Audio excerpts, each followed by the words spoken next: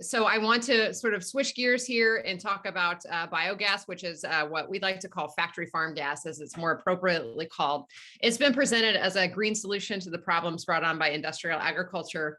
We can clearly see, however, as our panelists will discuss, how factory farm gas is less an energy solution and more a smoke and mirrors scheme that perpetuates and increases the environmental, social, and economic harms that the industrial agriculture system wreaks on rural communities. I'd like to welcome Maria Payan, who is going to be leading this panel discussion around this unsustainable industry. Maria is a rock star on the SRAP team. She is a senior regional representative. She has been instrumental in empowering communities to fight the expansion of industrial animal operations across the eastern United States. She's dedicated her life to bringing people together to learn about and advocate for socially responsible agriculture through forums, films, and community events.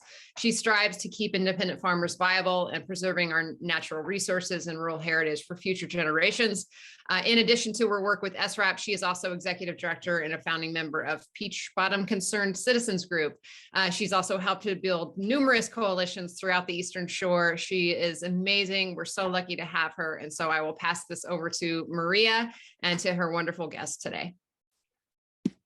Thank you. You're making me blush. So I'm really excited about this panel. We are going to talk, as Sherry just told you, about something called factory farm gas. And for those who have not heard of this, this is coming in like gangbusters. It's a very, very, very important issue when we're talking about industrial animal production and factory farms. So the title of the panel is "A False Solution That Emboldens Big Ag and Big Oil." We're going to discuss today with experts on the panel the impact on environmental justice, the economics associated with this so-called renewable energy. Is factory farm gas, biogas, is it really clean energy? And how are corporations benefiting while communities are picking up the cost?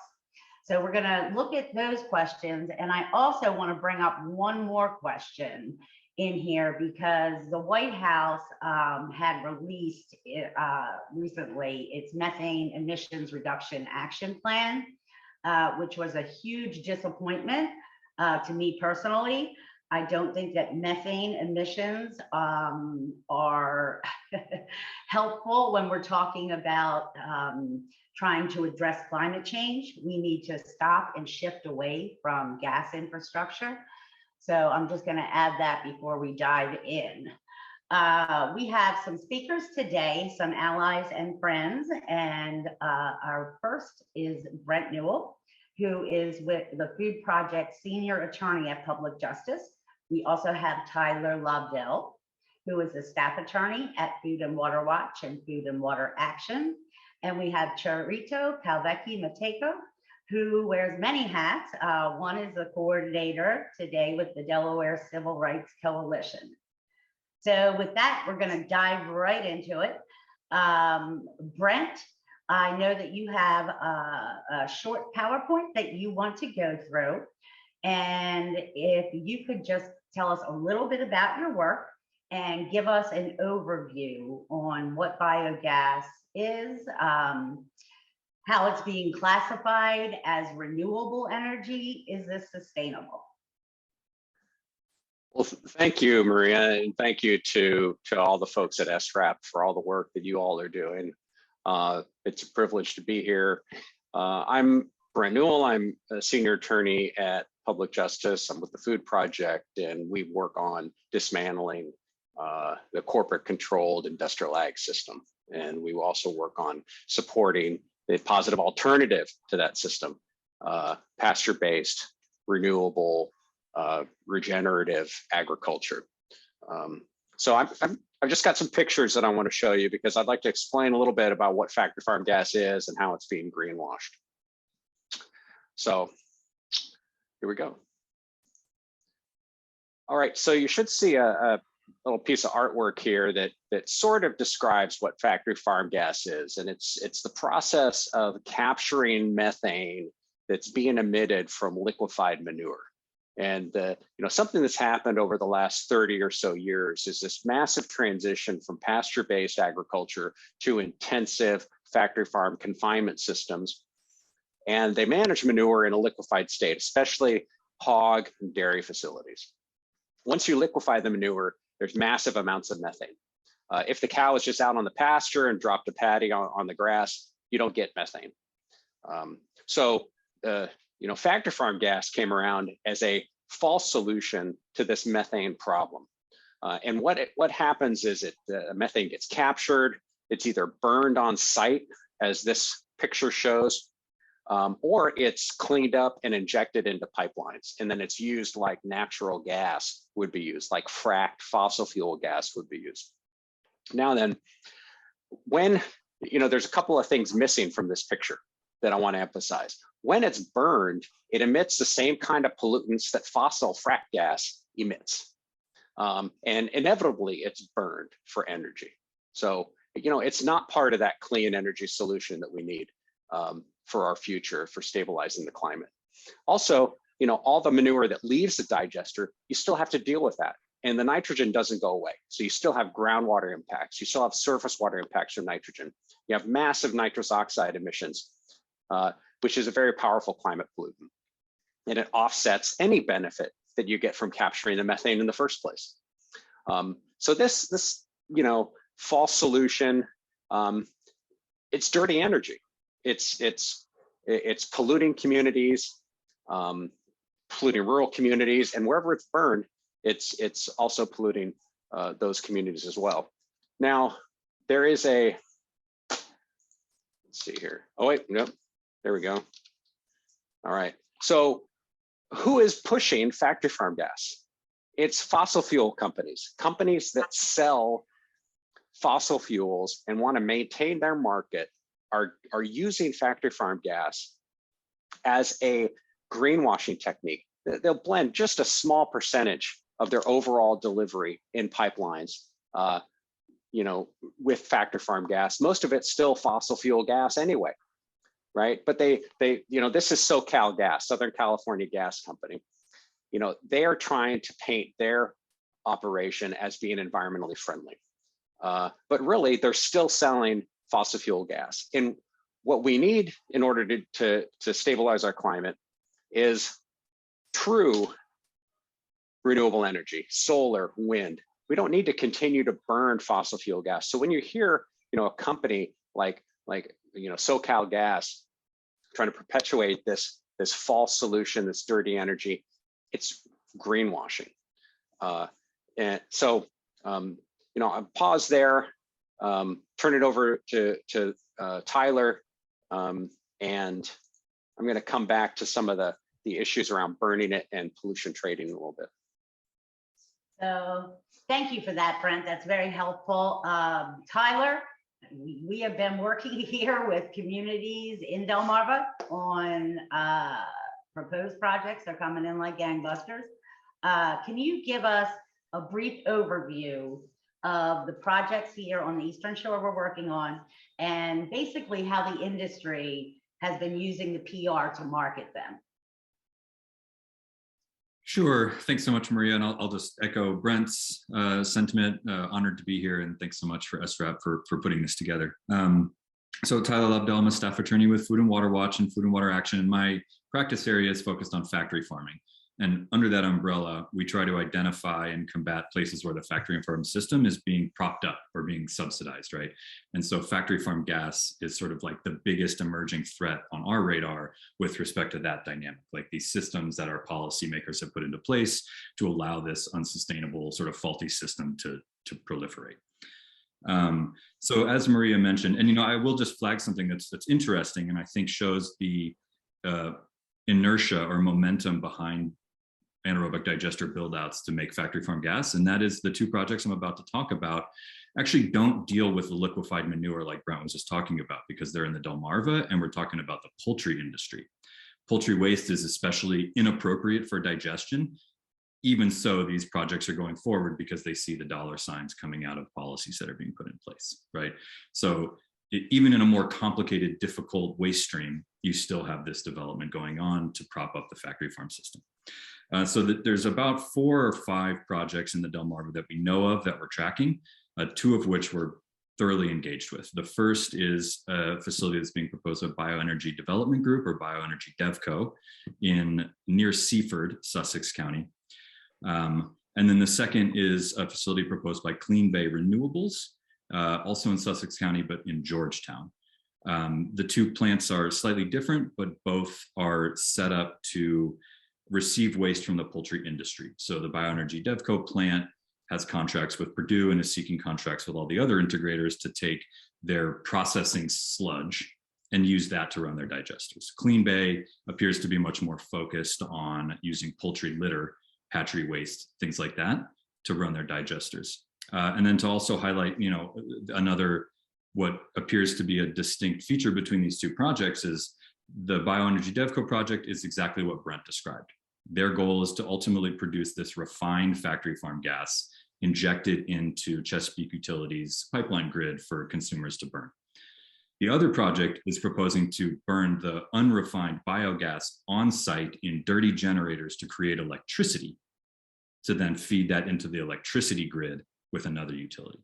So just to sort of highlight the different ways that these can manifest themselves, both of which bring significant problems.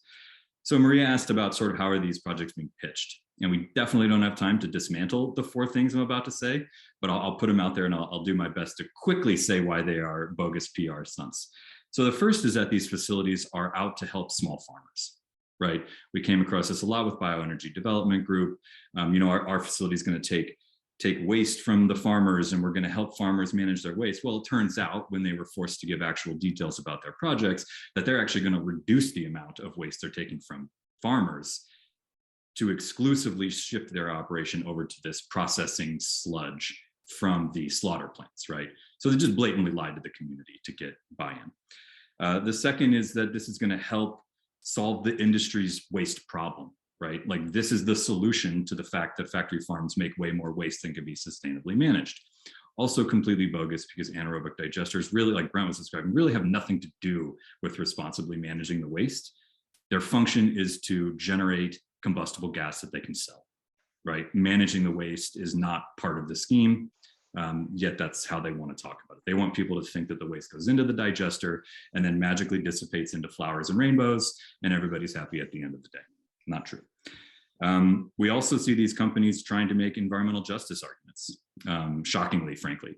As a company proposes to bring in 250,000 tons per year of new waste into a community that's already burdened, they somehow have the gall to then turn around and say that they're an environmental justice advocate and are doing this project because they care about the community.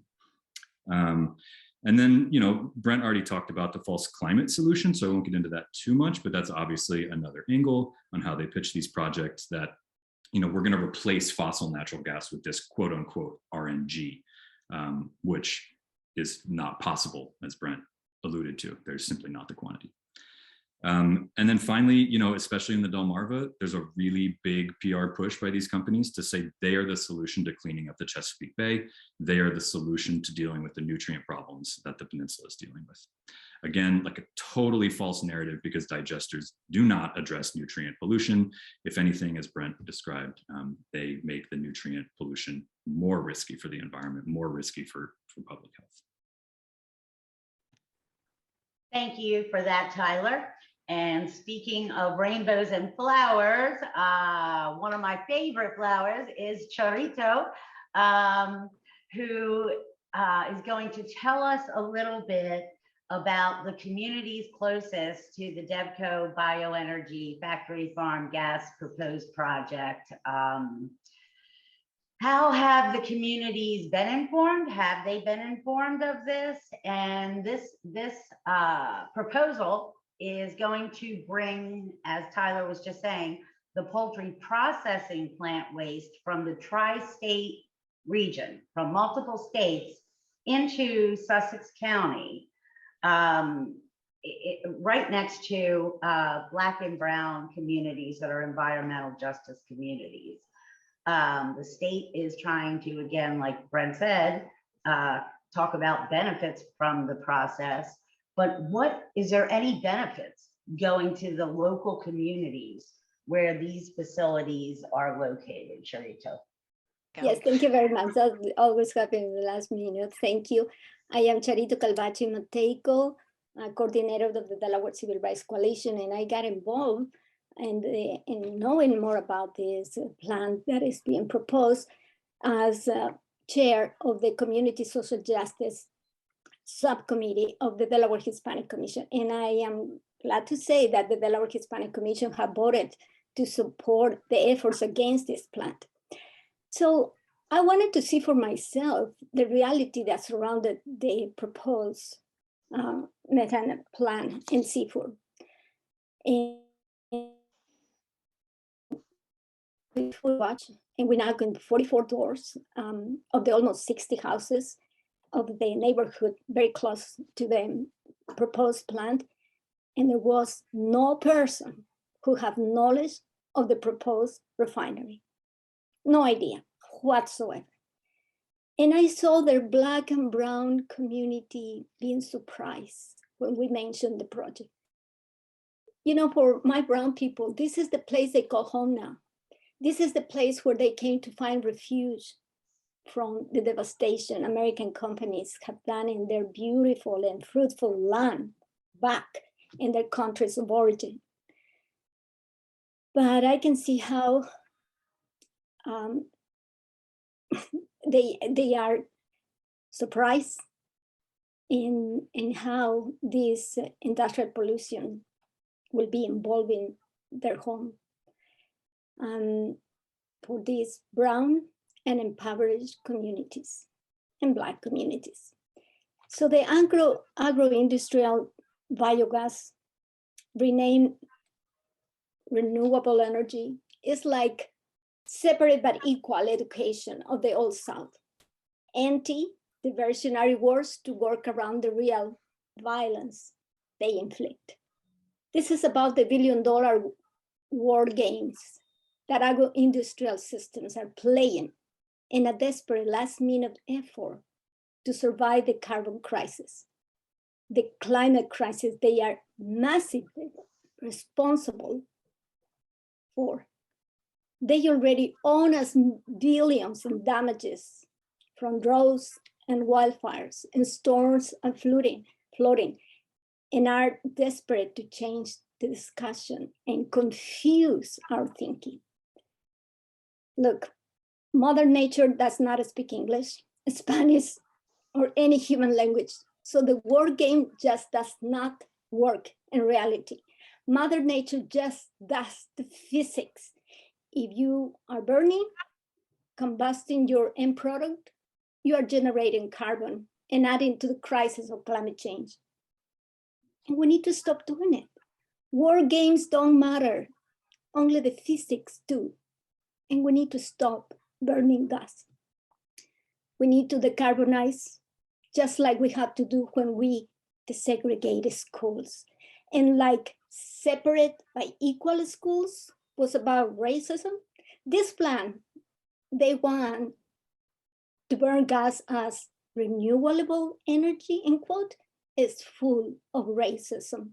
The people that will hurt the most are people of color, Blacks and browns. They suffer the cancer-causing, polluted, dirty air when they breathe in the air in their neighborhoods and their children's schools. Like racism, segregation of schools, war games used in the past, like separate by equal, that I already mentioned, to excuse continuation of burning gas, and now call it renewable energy. This will cause more and deeper climate crisis that will impact people of color and people of low wealth in the first place, yes, and in the deadliest way. So we need to stop the war game, call it out. This is economic violence. This is climate violence. Mother Nature has spoken through the scientists. Mother Nature said, no more burning, zero carbon in the air. Mother Nature has spoken, no other races, diversionary wars will work. again, burning agro-industrial gas called renewable was already being rejected by Mother Earth. All that we experience in life is a result of a social construct. So we as Black and Brown communities are aware of air pollution, water pollution, and mine pollution. Our response is to just listen to our Mother Earth. Zero burning of fuels in the air, zero. Thank you so much, Charito, for that. And I think it's necessary here just to add the community that we're talking about in Seaford. This is in an ag residential zone. They are basically trying to put a gas refinery, not in an industrial zone. So you're talking about, the estimate was 20 to 30,000 tankers coming in. You're talking about flares, risks of explosions. You know, we really need to rethink. Brent, I'm going to switch gears with you because I know that we're going to be getting some questions, but this is really important. Can you explain what pollution trading is and how these schemes are driving the development of these false solutions? Right on. You know, Maria mentioned the US methane action plan that was announced recently. That plan really is teeing up pollution trading at the national level under the you know, sort of leadership, if you want to call it that, of the USDA. And they have the nerve to call it an environmental justice solution in that plan. It's not. As Charito is describing, it is not an environmental justice solution because of the impacts on communities.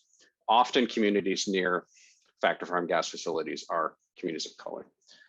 But this kind of pollution trading scheme where the reductions from that factory farm gas system, they are sold to polluters who continue to burn their fossil fuels, continue to emit greenhouse gas emissions.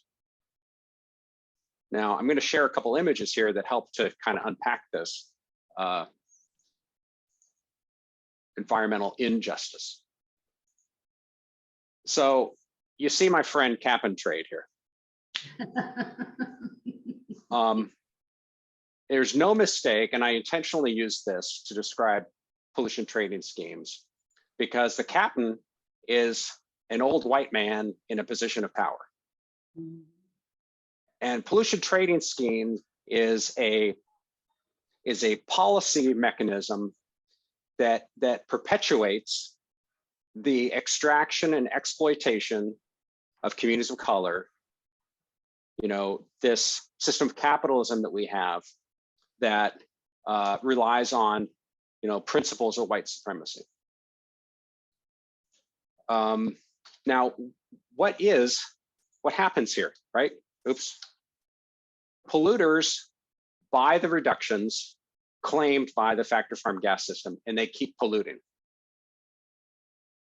What does that mean?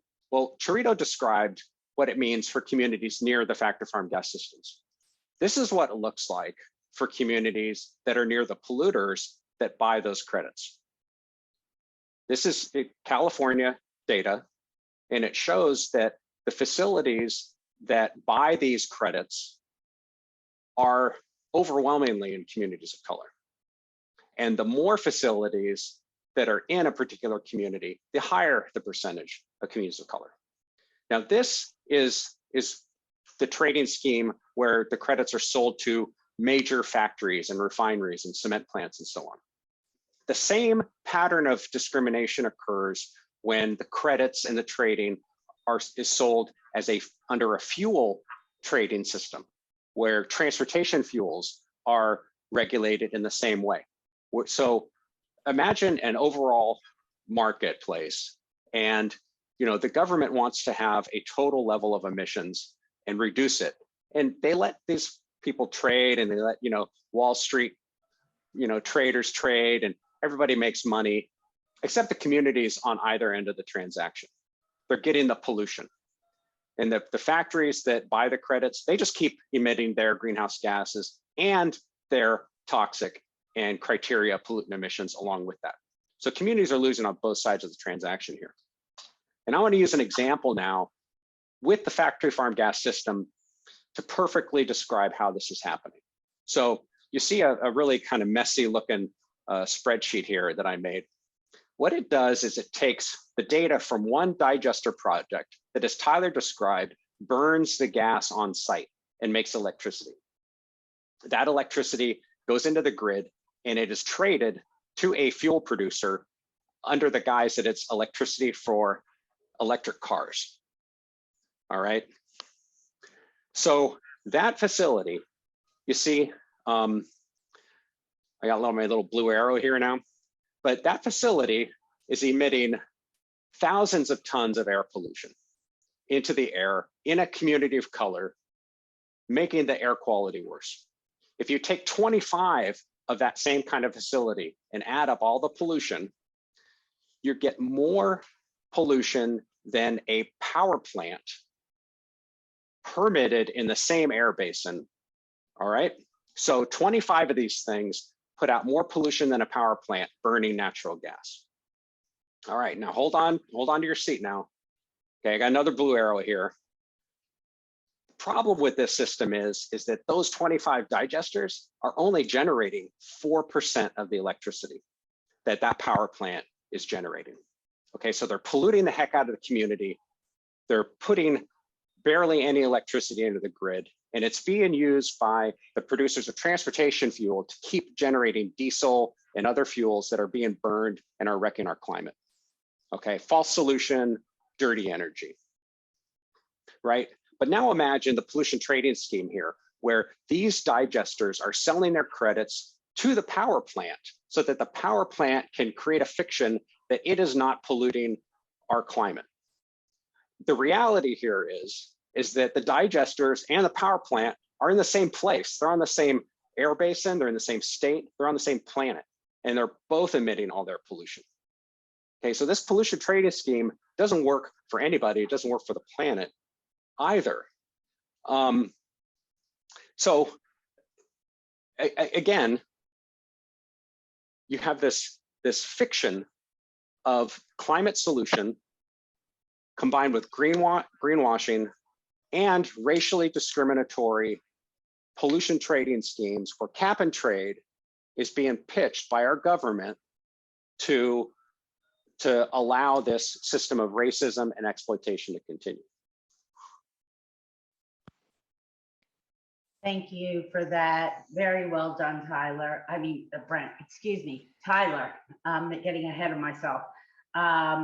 Maria, I do just want to let you know that we're at the Q&A time, so you can decide how you want to use that, but we do have a lot of questions in. Yes, I see them coming in. So Tyler, if we can quickly get into the chat and describe a couple actions, and then I want to go to Charito really quick for one more question, and let's get as many questions from the audience as we can.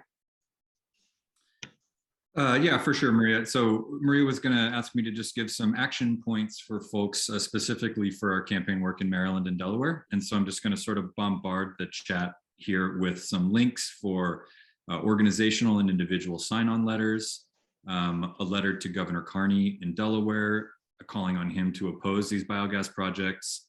And then I'll give our Delaware organizers contact information. And then after that, I'll provide similar links for Maryland and our lead Maryland organizer for anyone who wants to take action or follow up with those Food and Water Watch organizers. That'll all be in the chat for folks to look at. Thank you so much, Tyler.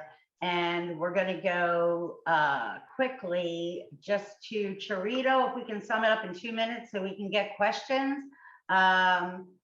The unsustainable industrial system of food, I've heard you talk about what our food system should look like for local communities. Can you just quickly talk about how we change our ideals from this industrial to a healthy system? Well, the key is to listen to indigenous knowledge. That's the simple question, which is indigenous knowledge is scientific knowledge. There is a beautiful book that I suggest everyone, Braiding Sweetgrass by Robin Wall Kimmerer. She is scientist and indigenous. So she matches together what we need to do. That's my dream from the people of Delaware, the Latinos in Delaware. They should be the ones supporting this effort in Delaware more than anything. And I'm just gonna mention the things that Bureau said are in the World Economic Forum. You know, harness the regenerative power of our earth. That's one. We are rich in nature. Build a stronger local and circular food systems, because we need to think in circular way. Give farmers a voice and support their planet positive choices, because Latinos can be the best workers because they bring their ancestral knowledge to save our planets.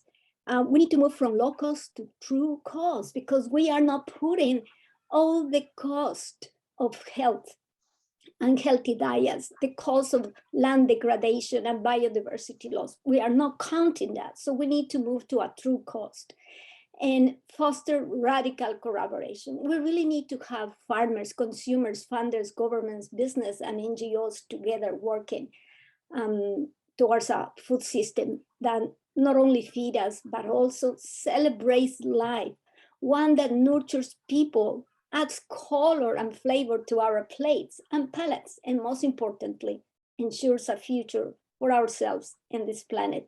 The world, from this perspective, is a gift. It's not a pain. Thank you so much. And again, I want to remind everyone, go into the chat there, because Tyler put some links. We really need all of us in on this together.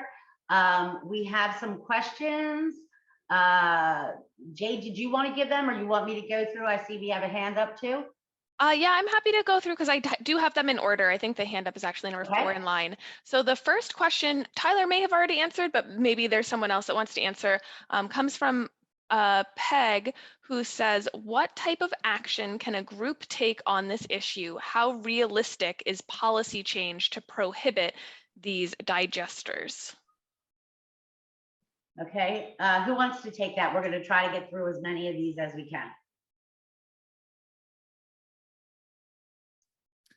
I mean, I think from a policy perspective, we have an uphill battle ahead of us, but I never take that to mean it's not a fight worth fighting. And so just because we have a lot of work to do in front of us, I don't think means we shouldn't, fight like hell, pardon my French, but so I think we're in a place right now where our biggest challenge is shifting the narrative so that people understand what we just talked about today. Because even decision makers, we have conversations with decision makers who are smart people with science backgrounds, and they're just like, oh my gosh, I heard renewable natural gas and thought it was awesome and didn't really ask any more questions. And I can't believe I never heard any of the stuff you're now telling me. So we just have a really big public education and sort of narrative task in front of us, I think. Yeah. And I'm just going to add real quickly, in Maryland, we have a bill where we're there's something called a renewable portfolio standard that is supposed to be clean energy. We are trying to get the dirty energy stripped out of that, which would be like incineration, the factory farm gas, anaerobic digestion. So that's something within the states maybe that people might be thinking of creatively. Next question, Jade. Yes, the next question I have on the list comes from Craig. In North Carolina, the swine industry is in the process of covering the waste lagoons to capture the methane. Same selling points that have been discussed. From what I have been told, that method is actually increases the concentration of nitrogen, which in turn will require more land for application. Does anyone on the panel or in the audience know if this is accurate? Yeah, let me take this really quickly. There's a principle we all learned back in high school chemistry, which is matter is neither created nor destroyed. The nitrogen isn't going anywhere because of the digestion. And what happens during digestion is the carbon gets harvested, and that changes the ratio of stuff in this biological process, and it makes the nitrogen shift its form into ammoniacal nitrogen. And what happens is it's either really bad for putting on the ground, or it can be vented as ammonia gas into the air, which is really bad for communities. And then the ammonia becomes fine particle pollution, or it comes back on the ground and pollutes water. So either way, the nitrogen is still a problem, and digesters make it worse. Can we get Craig in here? Craig's been patiently waiting, and then we'll go back to the chat. Oh, Jimmy, just 1 minute and I will unmute. Craig, you should be able to unmute yourself now. You just need to press that button. Yep. We talking about myself or Craig Watts? No, yourself. Okay. Well, my question follows along. This is to Brent. I thought you said in your first presentation that there was a form of nitrogen, I think it's N2O, that comes off that is a greenhouse gas, and a very powerful one, even more so than methane. So has anybody done a mass balance on this? Is it possible that by doing this, you actually put a more powerful form of nitrogen in the air? Yeah, and there's been a study in Wisconsin that if you look it up by Michael Hawley, and it compares, what happens as a result of an anaerobic digester compared to a regular manure management system. And that paper has a lot of really interesting and very important insights, including how nitrogen changes and how the digestate is managed afterwards leads to this nitrous oxide emissions that effectively cancel out methane reductions. So very important paper. I urge you to look at it, and there may be even more research now on the issue. Well, that seems to me to be a very powerful argument against this. The whole idea is to fight climate change, but in what I'm hearing is it doesn't. And the other powerful argument is pasture. Liquefying manure is the problem, and the industry wants to put a Band-Aid on, greenwash their concentration, their liquefaction of manure with this system. It's not a problem if you don't have this industrial factory farm system in the first place. So we can support farmers as a great solution to this problem. You just don't put manure in gigantic football field size impoundments. Okay, great. Thank you. Jade, can we go to another question? Yeah, the next question we have in line is from Lisa, and it is the nutrient value changed by the process? Under which statute is the manure sludge regulated? Tyler, you got to smile. I might leave the first question to Brent, and I think he's sort of already answered it, that there really isn't a meaningful change other than potentially on a chemical level, making those nutrients more hazardous to the environment. Question about applicable laws is a tricky one, because these build-outs are happening at such a rapid pace, and different states are approaching it differently. So we have some states which are just sort of saying, it's on a farm, it's a lagoon, so we're just going to have it part of the CAFO permit. Other states are dealing with them separately. Some folks might know that North Carolina, the legislature there recently required the environmental agency to promulgate a general permit for digesters to streamline the process. So there's just a lot up in the air right now on how these things are being regulated. And that's frankly one of the big gaps that we've identified in our research, that you have such inconsistent regulation across the country that it highlights those states which are taking far too lax an approach and just sort of treating it like an ag operation. Hopefully that's helpful. Thank you, Tyler. And I noticed we have another hand raised. Kathy up there, Kathy Martin. Kathy, you should have the Yes, ability. I did. Yeah. You go to one place to unmute and you have to unmute it another. Hi, guys. So I was wondering, if they're being federally funded, how could we incorporate a NEPA review, and how could we be on the alert for possible public notice in that respect? I think you guys know what I'm talking about.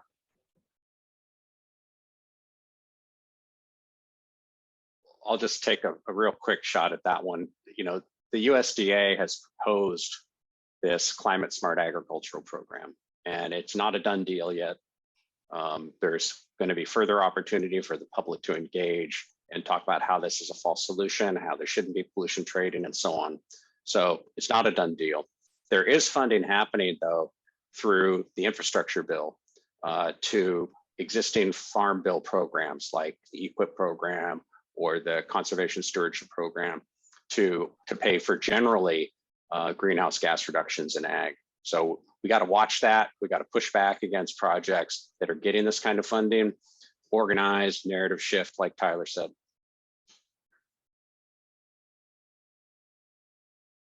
Okay, great. Thank you, Brent. Jay, do we have another question? Oh yeah, we have lots more questions. All right, so power rounds, let's go. The next question I see here is from Shelley Cohen. Since there are many people here from communities impacted by different types of CAFOs, can you state the false selling points used to promote these biogas business operations? Or some examples of failures in this industry? Tyler, you want that? I see you're shaking your head. Sure. I can sort of reiterate the PR points that I had said before, and others please chime in with additional narrative that we see out of the industry. So that is, you know, this idea that digesters are somehow family farmer friendly and that they provide some benefit for farmers to manage their operations. Another is that these are a silver bullet solution to the waste management problem across the industry, right?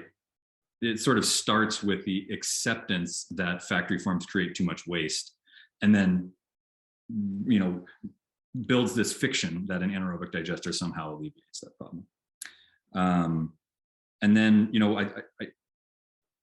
I see this a lot in the Delmarva region. I'm trying to think if I see this as a dominant narrative elsewhere, but just this idea that digesters are an alternative management practice to land application of factory farm waste is another sort of way they want to spin this, but it's just simply not true. The waste still has to be managed at the end of the day. And no matter how much they hem and haw about what they're going to do with the waste, it, from my experience, has consistently at the end of the day boiled down to land application. And they try to hide that, they try to sort of obscure that reality, but that's what happens to this waste, just as it would have prior to creating new greenhouse gases.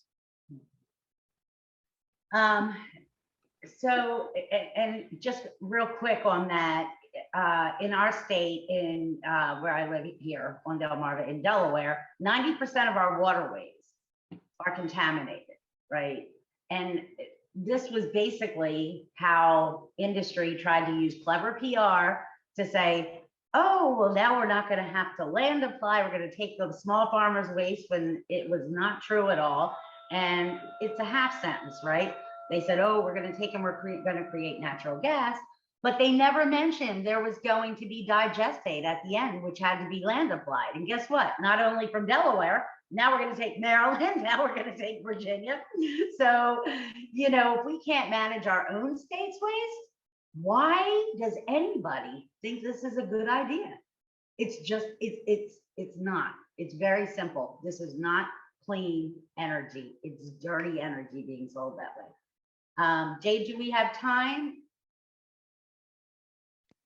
Technically we're over time, but I won't make that call. I think maybe Sherry, you can make that call. I'm totally fine if our guests are fine to stick around for a few more minutes. Okay, great. So then the next question I have comes from Shara Rubel, and I do apologize if I'm skipping over. There are a lot of comments in the chat, and so I'm trying to get directly to very clear questions so we can get as many as possible. So the next question I have is, will rural on-site digester emissions be regulated or given a free pass like the CAFOs that fuel them?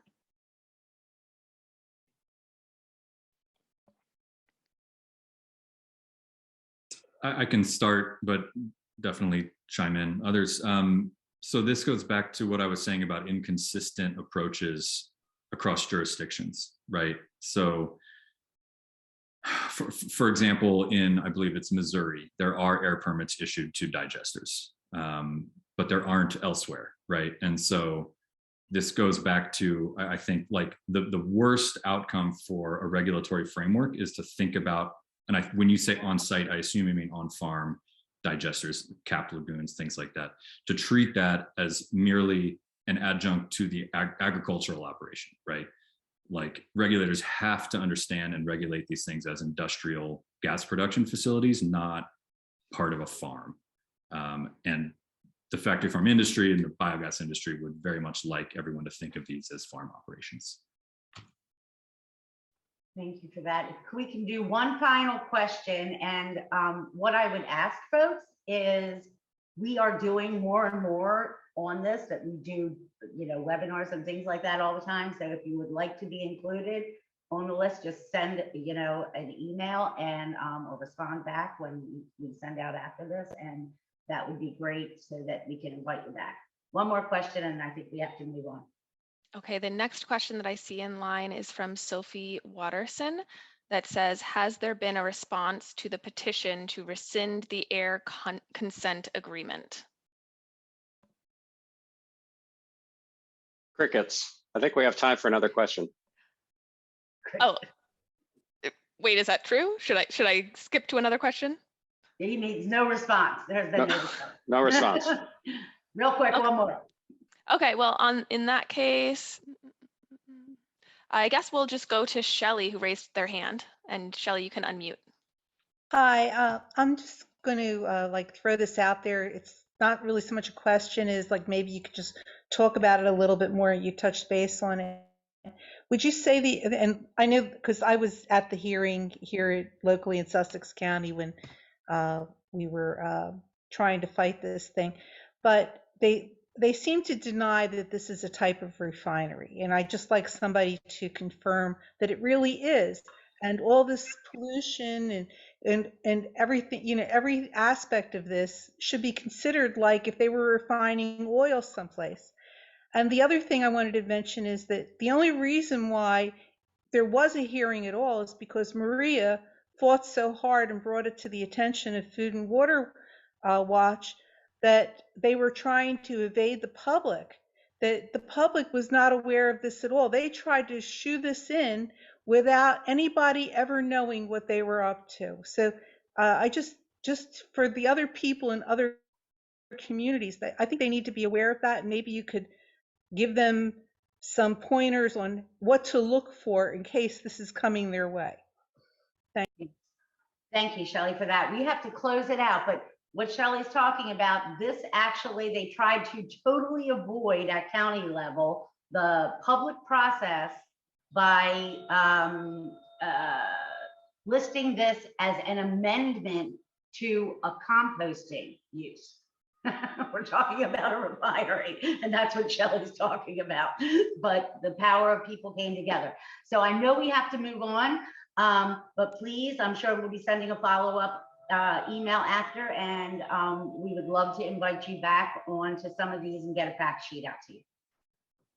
So thank you everyone for attending. Thank you to all the presenters.